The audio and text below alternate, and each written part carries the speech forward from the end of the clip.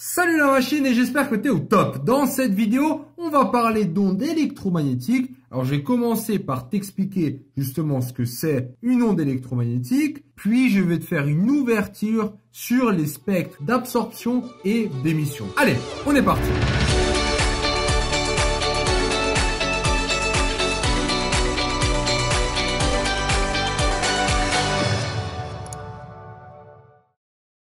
Avant de parler d'ondes électromagnétiques, je veux juste pas que tu fasses la confusion suivante. Alors que tu les aies vues ou pas, comprends juste que les ondes, il y a deux grandes catégories. Il y a les ondes mécaniques et les ondes électromagnétiques. Alors si tu n'as pas vu les mécaniques, c'est pas grave. Apprends juste une chose, ça sera pour ta culture, c'est que les ondes mécaniques, elles nécessitent un milieu pour se propager. Par exemple, tu as une petite vague dans l'eau. Ça peut être une onde mécanique parce que le milieu, ce serait l'eau. Par contre, les ondes électromagnétiques, rien à foutre, elles peuvent se déplacer dans le vide. Et d'ailleurs, c'est comme ça, c'est parce que la lumière est une onde électromagnétique, comme tu vas le voir maintenant, qu'elle peut se déplacer entre le soleil et la Terre. Donc ça, c'est juste important de comprendre la différence entre les deux. Comme ça sera plus un mystère pour toi. Parlons à présent des ondes électromagnétiques. Alors, leur existence a été prouvée par Maxwell, c'est un nom peut-être que tu as déjà entendu parler, surtout dans l'électromagnétisme. Alors, en particulier, il dit aussi que la lumière est une onde électromagnétique. Alors, on peut représenter la lumière, donc une onde électromagnétique, de cette manière. Donc, on voit bien un phénomène ondulatoire, mais c'est pas la seule manière. La deuxième manière, donc ça c'est même montré par Einstein, pour le cas des photons, en fait, ils se déplacent en ligne droite, en paquets. Donc ça, c'est ce qu'il appelle l'effet photoélectrique, c'est que la lumière se déplace en paquets, qu'on appelle quanta. Bon bref, ça c'est un peu plus pour la culture, disons. Mais dans ce cas-là, c'est bien un phénomène ondulatoire. Donc on a quoi? Donc on a quelque chose de périodique. Tu vois bien qu'à partir de là, ça se répète. Si je continuais, je te le dis. Et cette distance-là, c'est la longueur d'onde. On va appeler ça la longueur d'onde. Et donc, il y a une période, il y a une longueur d'onde. Donc, on va aussi parler de fréquence. Toutes ces ondes électromagnétiques auront à la fois une longueur d'onde et une fréquence, comme on va tout de suite le voir. Alors, une onde électromagnétique, en fait, c'est juste un modèle pour représenter le rayonnement électromagnétique. Quelque chose qui est un peu plus général. Alors, concernant les ondes électromagnétiques, voici souvent un schéma, je pense que tu vois. Et essayons de vraiment bien comprendre ce qui se passe ici. En fait, déjà, je t'ai dit, on a la longueur d'onde, ça va être cette distance. Donc, tu vois qu'elle peut être plus grande. Et là, si je fais quelque chose de comme ça, ma longueur d'onde, au lieu que ce soit tout ça, ça va juste être ce petit bout-là. Tu es d'accord avec moi? Oui, donc là, j'ai une longueur d'onde plus petite. Donc, c'est exactement ce qui est représenté ici. En haut, tu as la longueur d'onde en mètres. Donc, on voit que là, il y a les toutes petites longueurs d'onde. C'est picomètres, donc c'est 10 puissance moins 12. Après, on voit 1 nano. Bref, la longueur d'onde, là, c'est croissant. Donc, ça devient de plus en plus grand. Ça va jusqu'à l'ordre du mètre. Il y a les grandes familles. Il y a la famille des rayons gamma, les rayons X, les UV. Et à un moment, entre 400 et 800 nanomètres environ, c'est le spectre de la lumière. Donc ça, c'est les ondes visibles.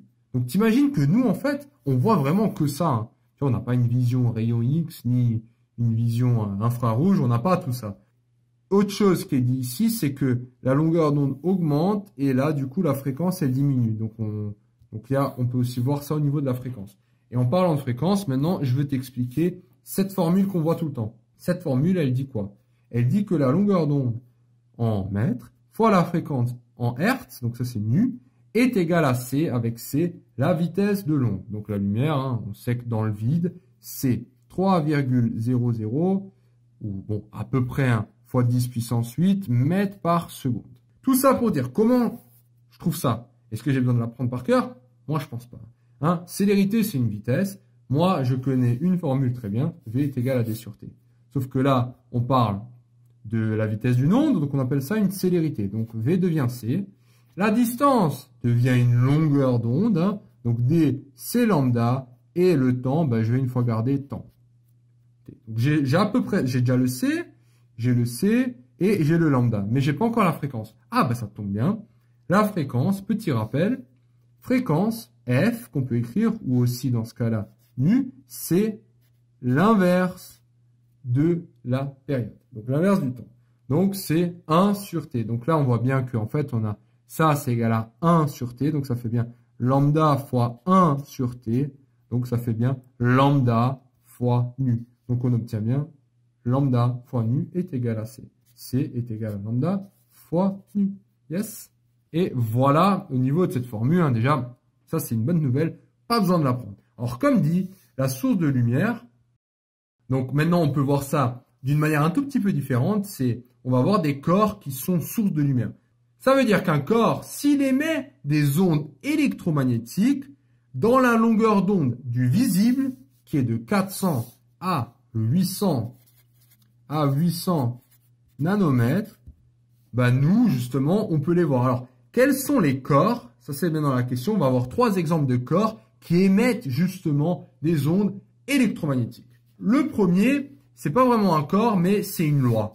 Alors, c'est la loi de Vienne ou la loi de Wien, je sais pas comment tu veux prononcer ce truc. Il dit la chose suivante.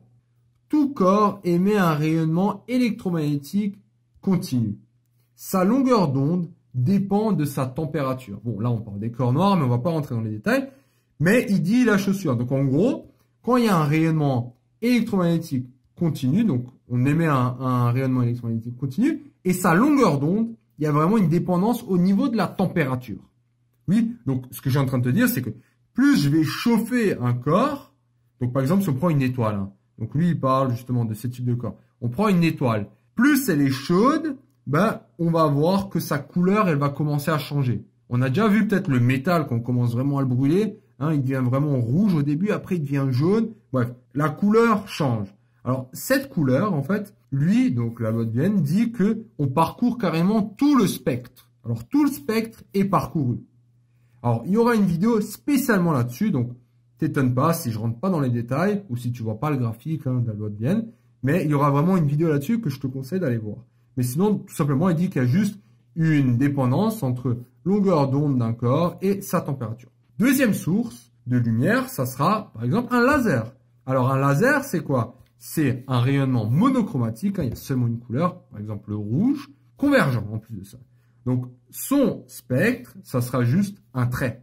Ah oui, ben, monochromatique, une seule couleur. Et la dernière source, ça peut être des sources spectrales. Les sources spectrales, on a vu 2 types de lampes, essentiellement on voit ces deux, hein.